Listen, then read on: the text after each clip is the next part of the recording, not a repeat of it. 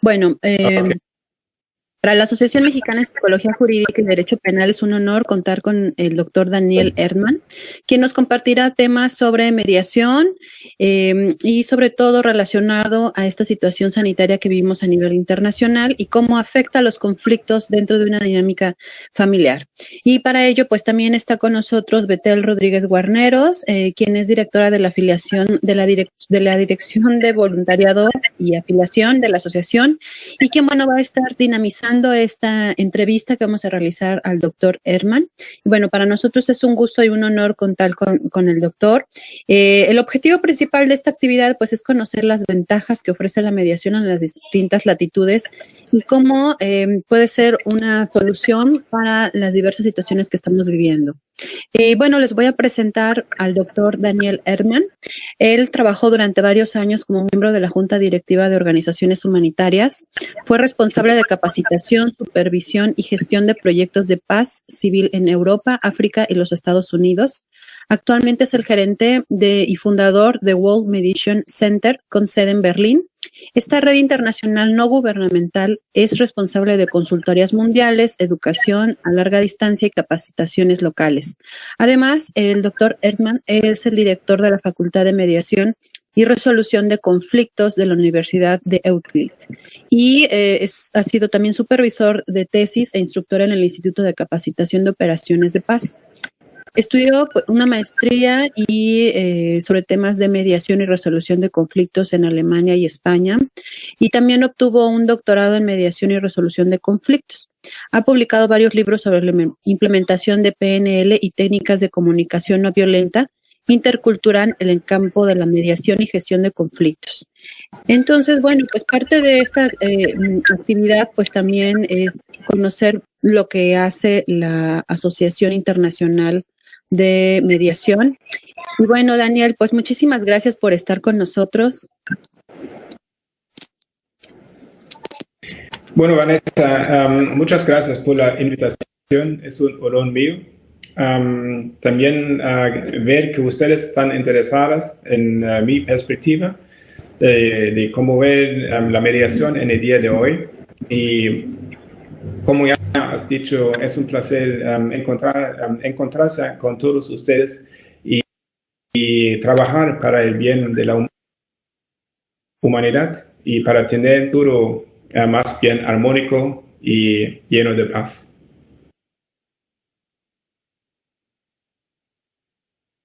Gracias, Daniel. Sí, yo quisiera empezar pues haciendo un cuestionamiento. ¿Podríamos definir o podrías dar alguna definición sobre mediación? ¿Existe alguna definición que puedas compartirnos? Bueno, la mediación para mí es un fenómeno social, cual no se debe definir, ya que una definición la puede limitar en su potencial. Por lo menos eso es lo que yo creo. Y yo veo que la mediación tiene varias formas de manifestarse en nuestra vida. Una de esas maneras será su función como método formal de resolver conflictos familiares o penales. Pero yo quisiera distanciarme un poco de la terminología del proceso formal, porque yo creo que la mediación no solamente se efectúa en una forma o en una manera formal, pero también en fragmentos implementados en nuestra vida diaria. Eso significa que la mediación más bien nos ofrece múltiples métodos sociales cuales apoyan el desarrollo armónico de convivir y más bien se descubre como una filosofía de la vida. Así es. Ay, doctor, buen día, un gusto saludarlo y poder estar compartiendo con usted. ¿Podría platicarnos también un poco sobre esta parte, ¿no? Tras el confinamiento de COVID-19, se han presentado diversos desacuerdos y confrontaciones dentro del núcleo familiar. ¿Sería la mediación una alternativa para abordar estas discrepancias y por qué? Bueno, básicamente yo creo que la mediación puede ser de gran apoyo en el ámbito familiar y específicamente en esta situación de la época de COVID-19. Y posiblemente será la única manera sostenible de tratar a los conflictos de esta hora. Digo que sería la única manera sostenible porque yo veo que la mayoría de los conflictos que nacen durante este tiempo tienen su base en circunstancias del estrés extremo y del miedo al futuro. Y como estamos hablando del ámbito social, debemos también tratar a los conflictos de una manera cual se concentra en los métodos sociales y cual se puede realizar sobre todo inmediatamente.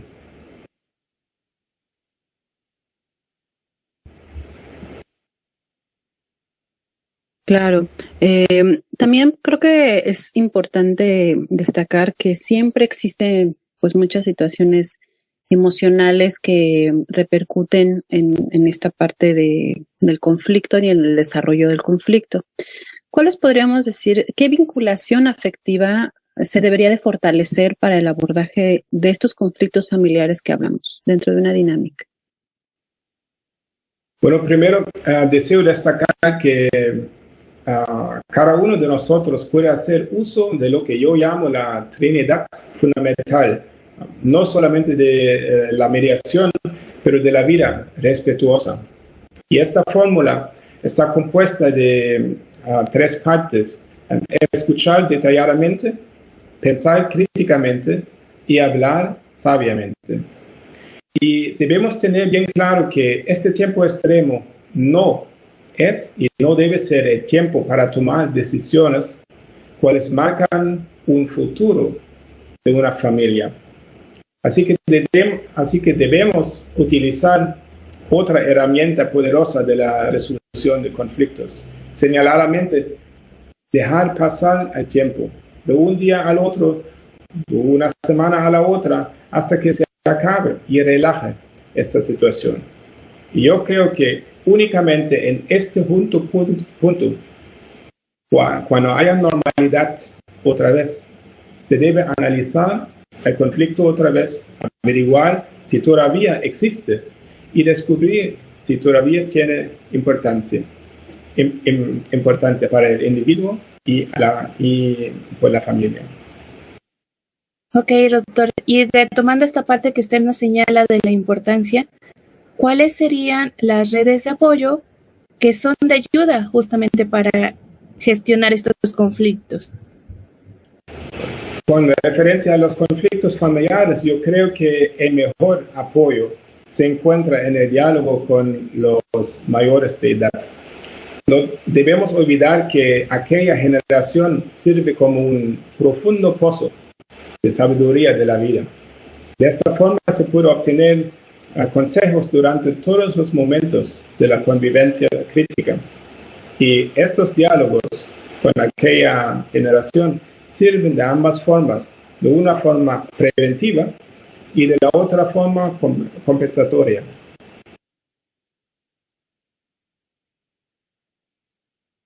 Sí, yo creo que esta es una etapa, podría considerarse también pues de aprendizaje, en muchos sentidos, de cambio. Algunos más lo denominan una etapa de crisis. Pero, ¿cuál sería el aprendizaje que en esta situación de pandemia, que específicamente el COVID nos deja como para el desarrollo y la aplicación de la mediación? ¿Habría algún aprendizaje que nos deja el COVID para la aplicación de mediación? Bueno, yo creo que nació el momento que nosotros como mediadores no debemos solamente ofrecer nuestros servicios consultivos, pero también empezar a educar a la humanidad en métodos comunicativos que sirven para prevenir la génesis del conflicto. Y ahora es el momento, o ahora puede ser el momento, mejor dicho, eso depende de nosotros o de cada uno de nosotros, cuando cada uno debe tomar la decisión si uno quiere alimentarse principalmente del conflicto o si uno desea entender la propia llamada de ser mediador en un marco más amplio y también dedicarse a la prevención del conflicto y a la educación del pueblo. Usted nos señala esta parte de herramientas y de métodos. Y en este ámbito, ¿usted qué competencias individuales y familiares considera que deben fortalecerse durante las adversidades? Yo creo que cada uno de nosotros debe placer el foco en la propia mentalidad y excluir influencias ajenas. Y entender que solamente el propio individuo es responsable por su actitud. No podemos controlar completamente lo que está sucediendo en nuestro ambiente, pero podemos mejorar la manera en cómo respondemos a estos impulsos. Por eso yo pido a todas las personas afectadas de esta crisis que reencuentren el poder de la palabra, el poder del diálogo y el poder del respeto mutuo.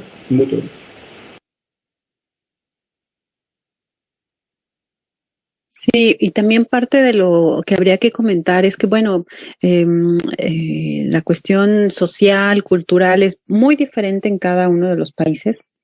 Y de ahí me surge una pregunta en relación de que si existe un protocolo sobre violencia familiar en Alemania. Y bueno, si es el caso que existe, ¿ha tenido alguna modificación después del confinamiento? Bueno, el tema apareció bien corto en las noticias y de la misma manera desapareció bien rápido. Estoy convencido de que no nos podemos imaginar todo lo que está sucediendo en las casas cerradas. Las situaciones dentro de las casas son tan diversas como las mismas personas. No todos deben sufrir conflictos y no todos deben sufrir un alto nivel del estrés, pero las situaciones más complicadas posiblemente implican violencia y abuso físico y mental, al igual que estados de angustia y alcoholismo. Y lo que me preocupa es que todos estos supuestos se quedan invisibles por ahora. Y bueno, en esta parte que ya usted nos comenta, estas situaciones complicadas, pues nos señala, ¿no? La violencia, el abuso físico y diferentes estados. Pero ¿cómo es que su sistema jurídico está enfrentando los conflictos como resultado del aislamiento de la pandemia? Bueno, por ahora no hay ninguna información refiriéndome a esta problemática. Por mucho tiempo el sistema jurídico se encontró en la misma reclusión que el resto del país. Y como están abriendo o reabriendo el tráfico público otra vez, me imagino que ahora se van a dedicar a estos casos.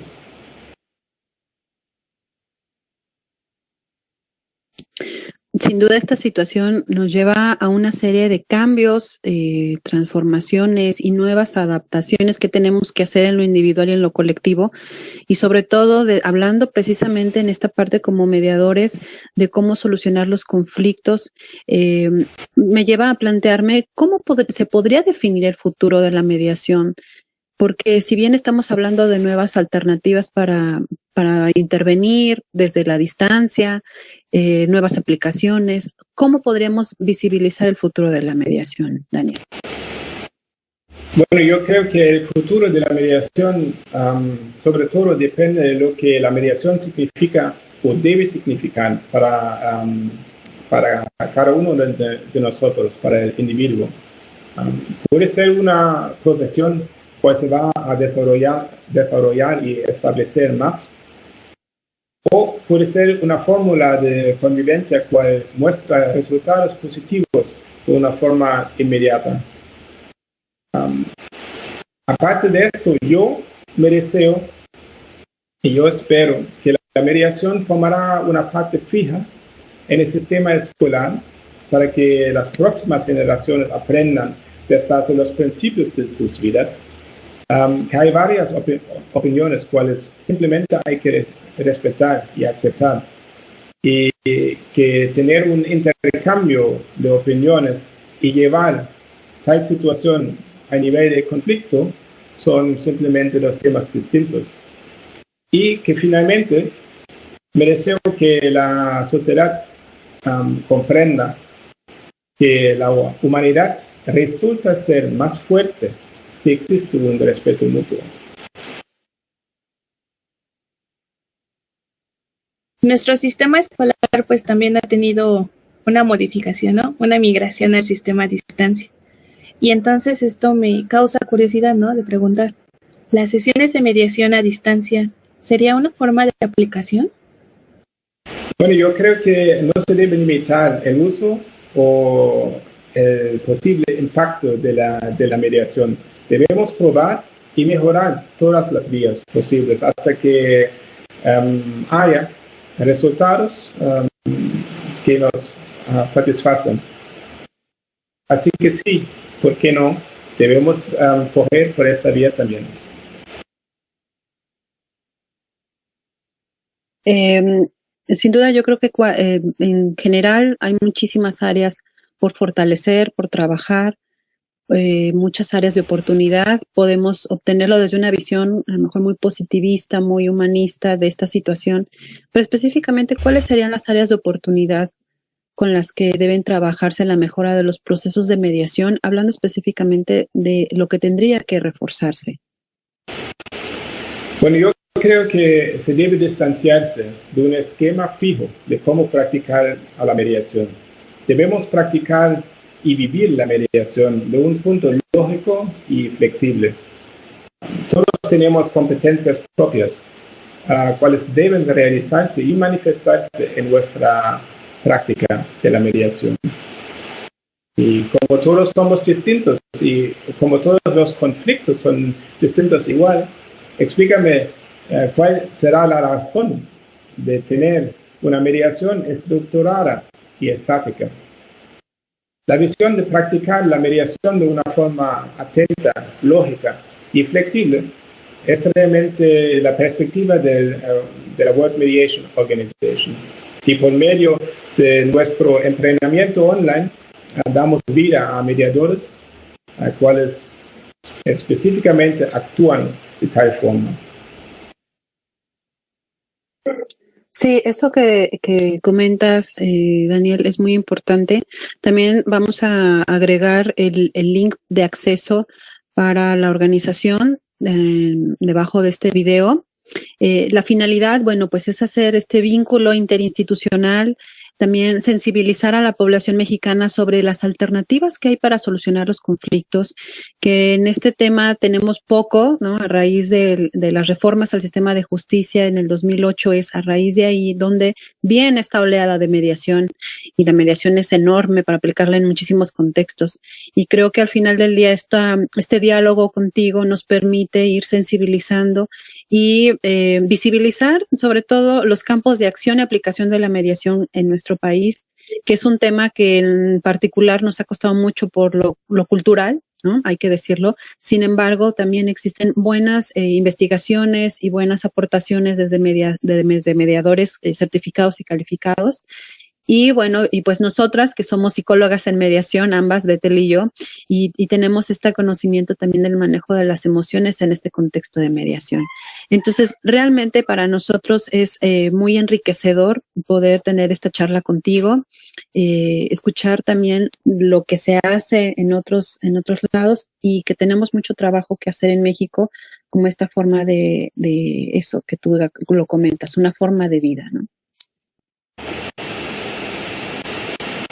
Bueno, Vanessa, lo que puedo decir es que de mi propia experiencia siempre ayuda si uno averigua cómo es el ámbito de la mediación en otros países. Y no estoy hablando de copiar lo que se encuentra en otros países, pero analizar cuáles son los métodos que uno puede adoptar y realizar en el caso de ustedes en México. Sí, así es, se trata como de enriquecer y adaptarlo a la propia cultura y a la propia idiosincrasia, le llamamos nosotros, ¿no? Bueno, pues muchísimas gracias, Daniel, muchísimas gracias, Bethel. ¿Algo más que desees agregar, Daniel, sobre todo pues a la población mexicana que vive este tipo de situaciones? ¿Algún mensaje que tú les quieras brindar para terminar? Bueno, como ya lo mencioné en lo que yo he dicho, es que yo creo que la herramienta más poderosa en las situaciones de crisis es utilizar el tiempo para no tomar decisiones en alto nivel emocional. Utilicen esto. Es un primer paso que cada uno de nosotros puede tomar. No se necesita ninguna educación, ningún curso, ningún entrenamiento. Es simplemente un tesoro que podemos encontrar en nuestra convivencia y utilizarlo para que no haya más conflictos en esta situación de crisis. Muchísimas gracias, Daniel. Querida Bethel, ¿algo que tú desees comentar para cerrar? Pues muchas gracias, doctor, por compartirnos este espacio, esta visión nueva y sobre todo internacional, ¿no? Que también nosotros como mexicanos tenemos el área de oportunidad, y gracias a ti, Vane, también por mantenernos presentes, ¿no? La importancia de la psicología dentro de la mediación, y lo que nos comparte el doctor, pues también nos da más crecimiento en este sentido, y pues muchas gracias por el espacio a ambos.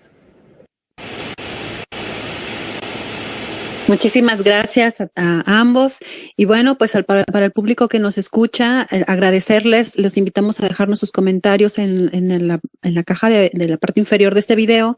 Y pues bueno, que sea el inicio de muchas pláticas más e intercambio internacional. Muchísimas gracias, Daniel. Auf Wiedersehen. Auf Wiedersehen.